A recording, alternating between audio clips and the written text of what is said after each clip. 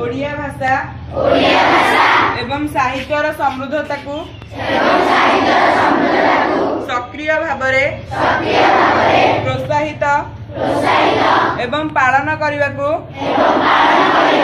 प्रतिज्ञा करुछि। दैनंदिन जीवन रे निज मातृभाषा व्यवहार करी मु अन्य मानकु मोर भाषा सह परिचित कराइबी। कहानी कविता एवं परंपरार आदान प्रदान माध्यम रे मु आम राज्य तथा राज्य बाहरे ओडिया भाषा साहित्यर प्रसार एवं प्रचार रे